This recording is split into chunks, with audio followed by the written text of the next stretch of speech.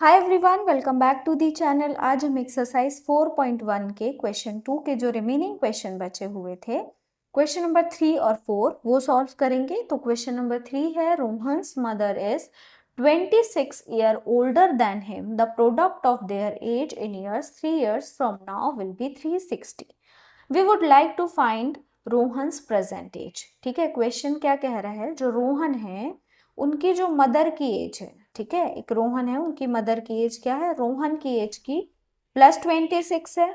आगे क्वेश्चन कह रहा है कि 3 years लेटर, मतलब क्वेश्चन कह रहा है अभी से 3 years लेटर, बाद में दोनों की जो एज का मल्टीप्लीकेशन होगा वो कितना हो जाएगा, 360। ठीक है, तो इसको हम सॉल्व कर लेते हैं। देखो यहाँ पे जो उसकी मदर की एज है वो रोहन की एज पे डिपेंडेंट है। ठीक है, तो हमें किसकी एज को लेट करना पड़ेगा, एक्स, रोहन की एज को। ठीक है, जब हम रोहन की एज को एक्स लेट करेंगे, यानी कि जब अगर हमें रोहन की एज पता होती तो उसकी मदर की एज भी पता होती। तो हम यहाँ इसको सॉल्व करेंगे। Solution, let Rohan's age x years, यहाँ पे लिखना लेट रोहन्स प्रेजेंट एज। ठीक है, present age x years old, hence his mother's age कितनी हो जाएगी, x +26। ठीक है, उसकी एज से 26 ज्यादा है उसकी मदर की एज। ठीक है, according to question 3 years letter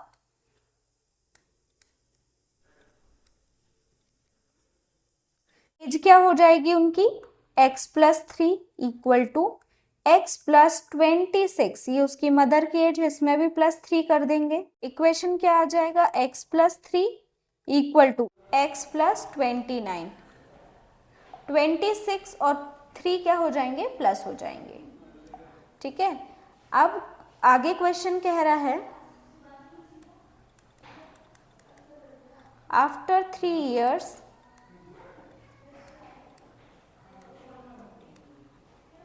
product of their age हो जाएगा आंसर x +3 x +29। ठीक है, 3 years लेटर है उनकी एज, हमने यहाँ लिखा है 3 years लेटर। ठीक है, दोनों की एज में +3 किया है, तो 3 years लेटर जो उनकी एज है उसका जो प्रोडक्ट है वो कितना है, 360। ठीक है, x का x में मल्टीप्लीकेशन होगा x², x का 29 में मल्टीप्लीकेशन होगा 29x, 3 का x में मल्टीप्लीकेशन होगा 3x, प्लस 3 का 29 में मल्टीप्लीकेशन होगा तो कितना आ जाएगा, 87 इक्वल टू 360। x² प्लस 29 + 3 कितना हो जाएगा, 32x, plus 87 minus 360 equal to 0। x², 32x, 87 minus 360 कितना हो जाएगा, -273 इक्वल टू 0। ये हो जाएगा हमारा आंसर, ये आ गई हमारी इक्वेशन। ठीक है, उसके बाद हम क्वेश्चन नंबर 4 सॉल्व करते हैं। A train travels a distance of 480 km at a uniform speed. If the speed had been 8 km/h less, then it would have taken 3 hours more to cover the same distance. We need to find the speed of the train. यहाँ पे दो condition होंगी, जब वो uniform speed से चलती है तब, और जब वो 8 km/h लेस देन स्पीड से चलती है तब। ठीक है, तो हम इसको सॉल्व करेंगे। Solution, let uniform speed of train कितनी हो जाएगी, x। अब अकॉर्डिंग टू क्वेश्चन हमें पता है स्पीड का फॉर्मूला क्या होता है, s = d/t। ठीक है, स्पीड कितनी है x, डिस्टेंस कितना है 480, और टाइम कितना है t, क्योंकि टाइम हमें नहीं पता है। यहां से हम टाइम की वैल्यू निकालेंगे, t को यहां ले आते हैं और x को यहां ले आते हैं। ठीक है, तो t = कितना हो जाएगा, 480/x, जब वो यूनिफॉर्म स्पीड से चलेगी। ठीक है, अगर हमें उसकी स्पीड पता चल जाती है तो हमें टाइम भी पता चल जाएगा। ठीक है, उसके बाद अगेन क्वेश्चन क्या कह रहे हैं, जब वो 8 km/h लेस देन स्पीड से चलती है तब। तो यहाँ पे अकॉर्डिंग टू क्वेश्चन यहाँ पे लिखेंगे when trains speed is less than 8 kilometre per hour. ठीक है, हेंस स्पीड क्या हो जाएगी उसकी x माइनस 8। ठीक है, यहाँ पे स्पीड कितनी है x, इससे 8 किलोमीटर पर आवर कम हो जाएगी तो हमें माइनस करना पड़ेगा। तो प्रेजेंट स्पीड क्या हो जाएगी x माइनस 8। जब train less than 8 kilometre per hour से चलती है तो टाइम कितना लेती है, वो 3 घंटे एक्स्ट्रा ले रही है। तो टाइम कितना हो जाएगा t, जो हमने निकाला है 480 अपॉन एक्स, इसमें क्या हो जाएगा +3 हो जाएगा। ठीक है, यूनिफॉर्म स्पीड से जब चलेगी तो उसका टाइम क्या है 480 upon x. 8 kilometre per hour की कम स्पीड से चलेगी तब 3 घंटे वो ज़्यादा समय लेगी। तो हमने यूनिफॉर्म जो टाइम था, यूनिफॉर्म स्पीड का जो टाइम था उसमें +3 कर दिया। ठीक है, क्योंकि यूनिफॉर्म स्पीड में हमने -8 किया तो हमें यूनिफॉर्म टाइम में भी +3 करना पड़ेगा। ठीक है, ये क्वेश्चन में ही कहा है कि जब वो 8 किलोमीटर पर आवर की कम स्पीड से चलेगी तो वो 3 घंटे ज़्यादा समय लेगी। ठीक है, समय में हमें +3 करना है और स्पीड में -8 करना है। अब इसकी हमें स्पीड फाइंड आउट करनी है। ठीक है, तो फॉर्मूला क्या है अब इसका, s equal to D upon T, और डिस्टेंस तो चेंज नहीं हो रही है तो s की प्लेस में हमें क्या लिखना है x minus 8 equal to D की प्लेस में क्या लिखना है 480 अपॉन t की प्लेस में हमें क्या लिखना है 480 अपॉन x प्लस 3। ठीक है, यहाँ पे अच्छे से लिख लेते हैं तो सॉल्व करने में आसानी होगी। 480 अपॉन x प्लस 3। ठीक है, ये वाला जो पूरा नंबर है ये इसके अपॉन में है, इसको हम इक्वल किस तरफ लाएंगे तो x माइनस 8 के साथ ये मल्टीप्लिकेशन में हो जाएगा। x minus 8 480 upon x plus 3 equal to 480 को बीच में प्लस माइनस है, एलसीएम ले लेंगे। x माइनस 8 यहाँ पे डिनोमिनेटर में कुछ नहीं मतलब 1 है।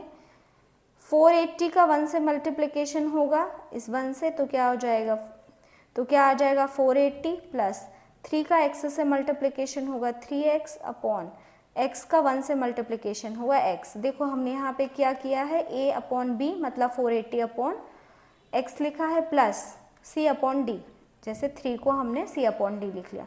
जब भी बीच में प्लस या माइनस होता है तो हम एलसीएम कैसे, एलसीएम का जो मल्टीप्लिकेशन होता है वो ऐसे होता है। ठीक है, a का d से मल्टीप्लिकेशन होगा प्लस c का b से मल्टीप्लिकेशन होगा अपॉन b का d से मल्टीप्लिकेशन होगा। सेम चीज़ हमने यहाँ की 480 का 1 से मल्टीप्लिकेशन 480, 3 का x से मल्टीप्लिकेशन होगा 3x और x का 1 से मल्टीप्लिकेशन होगा x इक्वल टू 480।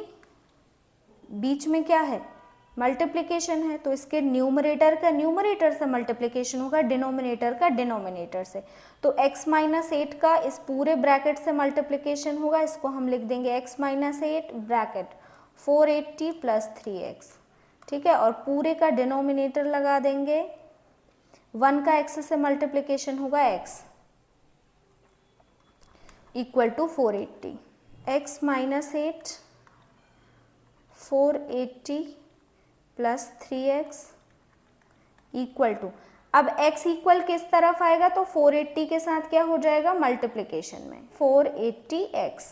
ठीक है, मल्टीप्लिकेशन कर लेते हैं, x का 480 से मल्टीप्लिकेशन होगा तो 480x, x का प्लस 3x से मल्टीप्लिकेशन होगा 3x स्क्वायर, माइनस 8 का 480 से मल्टीप्लिकेशन होगा तो माइनस, अभी मैं इसको एज इट इज लिखे रहने दे रही हूँ, प्लस माइनस 8 का 3x से मल्टीप्लिकेशन होगा तो क्या आ जाएगा -24x इक्वल टू 480x। हम 480 को भी इक्वल किस तरफ ले आएंगे तो 480x plus 3x square minus, अभी भी मैं इसको ऐसे ही लिखे रहने दूंगी 480 माइनस 24x माइनस 480x। यहाँ पे प्लस 480 है, यहाँ -480 है, कैंसिल आउट हो जाएगा। आगे क्या बचता है 3x स्क्वायर माइनस 8 का जब हम मल्टीप्लिकेशन करेंगे 480 में तो 0, 8 8 ज़ा 64 का 4 कैरी 6, 8 4 ज़ा कितना होता 32 और 6 कितना हो जाएगा 38। बचा -24x इक्वल टू 0। ठीक है, यहाँ पर भी इक्वल टू 0 लगाना है। हम इक्वेशन को अरेंज कर लेते हैं। 3x² minus 24x minus 3840 equal to 0। क्या है हमारा answer? 3x² minus 24x minus 3840 equal to 0। ठीक है, अब अगर आपको आंसर में ये नहीं मिलता है तो भी टेंशन लेने की ज़रूरत नहीं है। यहाँ पे कुछ नहीं, 3 का जब आप डिवीजन करेंगे तो आपको इक्वेशन क्या मिलेगी? x² माइनस 8x माइनस 3 1 ज़ा 3, 3 2 ज़ा 6, 3 8 ज़ा 24, 0 इक्वल टू 0। ठीक है, जब आप इस पूरी इक्वेशन में 3 से डिवाइड करेंगे तो आपको यही इक्वेशन मिलने वाली है। ठीक है, अगर आप नहीं करते हैं डिवाइड, ये लिखते हैं तो भी कोई गलत नहीं है, और अगर ये लिखते हैं तो भी कोई गलत नहीं है। ठीक है, ये आपके ऊपर है आपको कैसे इक्वेशन लिखना है। ठीक है, तो ये थे हमारे क्वेश्चन नंबर 2 के बचे हुए क्वेश्चन 3 एंड 4। यहाँ हमारा क्वेश्चन नंबर 2 कंप्लीट होता है। मिलते हैं नेक्स्ट वीडियो में। अगर आपको वीडियो पसंद आए हो तो अपने दोस्तों के साथ जरूर शेयर करिएगा एंड चैनल को भी सब्सक्राइब करिए। Thank you for watching.